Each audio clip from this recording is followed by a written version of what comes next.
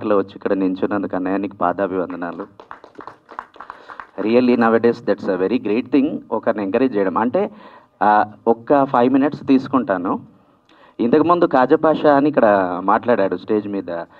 తను doctor of Varma అని movie direct చేశాడు వెన్నెల కిషోర్ హీరోతో. So now he's doing web series and all and he's working as a ghost writer. So చేస్తున్నాడు. ఇప్పుడు తెలంగాణకి తను అడ్వైజరీ కమిటీ మెంబర్గా కూడా ఉన్నాడు. సో తను శాపగ్రస్తులు అన్న నాటకం రాసినప్పుడు మాకు 5 నంది అవార్డులు వచ్చాయి. అందులో నేను మెయిన్ లీడ్ రోల్ చేశాను. మళ్ళీ అప్పుడు నిజామాబాద్లో జరిగిన తర్వాత రవీంద్ర భారతిలో మళ్ళీ పరుచూరి దాంట్లో జరిగినప్పుడు ఉత్తేజన్నయ్య స్టేజ్ మీద చూశాను నన్ను. ఆ క్యారెక్టర్ ఒక కొజ్జావాడు క్యారెక్టర్. అయితే అది చూసిన తర్వాత గ్రీన్ రూమ్లోకి వచ్చేసి వాడెక్కడ రాధాబాయి నా రోలు. ఇప్పటికి కూడా అన్న నన్ను రాధాబాయి అనే పిలుస్తాడు.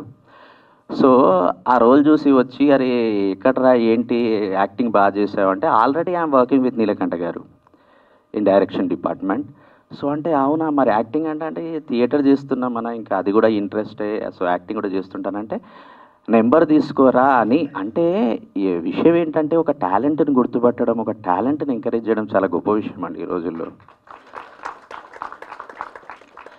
అంటే మనకి ఎంతైనా ఉండొచ్చు టాలెంట్. అంటే మేము ఇక్కడ ఉన్నాము, మాకంటే టాలెంటెడ్ ఇక్కడ కూర్చొని ఉండొచ్చు, బయట ఉండొచ్చు.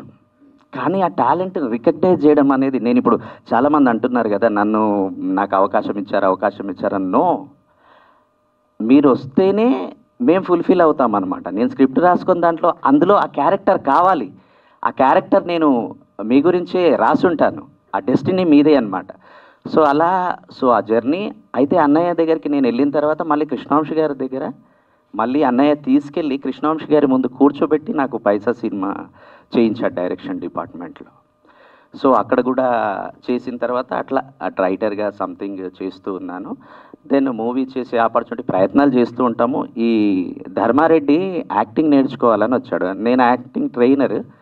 సో నా దగ్గరకు వస్తే నేర్పించి పంపించిన తర్వాత చాలా రోజుల తర్వాత నా దగ్గరకు వచ్చాడు. గురుగారు మీరు ఒక మూవీ చేయొచ్చు కదా అంటే, మూవీ అంటే ఇట్లా అంటే నాకు సోర్స్ ఉంది చేద్దాం గురుగారు, మీరు ఇంత ఎక్స్పీరియన్స్ ఉంది అనేసి అన్నప్పుడు వద్దులే మన వల్ల ఎక్కడవుతుంది, అనవసరంగా మనం అంత డేర్ చేయొద్దు అన్నప్పుడు కూడా లేదు గురుగారు, వాళ్ళిద్దరు అన్నదమ్ముళ్ళు ఇద్దరు రియల్గా చాలా కష్టపడి వాళ్ళు ఒక స్టేజ్కి వచ్చారు. సో నేను ఆ కష్టాన్ని ఎందుకు మన దాంతో చేయడం అని ఒకటి అనుకున్నాను. కానీ లేదు గురుగారు మీకు మీపై నమ్మకం ఉంది అనేసి అంటే కూడా నేను స్టార్ట్ చేశాను మూవీ. సో కంప్లీట్ చేసాము, ఇంతవరకు వచ్చాము. ఇప్పుడు వచ్చిన తర్వాత మూవీ కంప్లీట్ అయిపోయిన తర్వాత అండి మూవీని రిలీజ్ చేయించడం అండి నేను చెప్తున్నాను. అంటే మనం దాన్ని ప్రేక్షకుల దగ్గరికి తీసుకెళ్ళడం చాలా గొప్ప విషయం. అప్పుడు మళ్ళీ మా తోట శ్రీకాంత్ మంచి కమ్యూనికేషన్, ఇండస్ట్రీలో చాలా మంచి కమ్యూనికేషన్. సో తను అన్నయ్య నేను హెల్ప్ చేస్తానని వచ్చి నా వెంట ఉండి ఈరోజు ఇక్కడ ఇంతమందిని నించోబెట్టాడు. Really thank you so much Srikanth. తర్వాత ఇంకో చెప్తా అన్న, ఇప్పుడు ఎక్స్క్లూజివ్ ఈటీవీలో అయిపోయిన తర్వాత ఇంకో గుడ్ న్యూస్ చెప్తా, ఇంకో ఛానల్ కూడా అది కూడా అవుతుంది. Thank you. సో కొద్దిగా టైం ఎక్కువ తీసుకుంటున్నాను. సో లైఫ్ జర్నీ కాబట్టి కొద్దిగా చెప్పాలని అనుకుంటున్నాను, ప్లీజ్ ఏమనుకోకండి. తర్వాత మూవీ స్టార్ట్ అయ్యింది.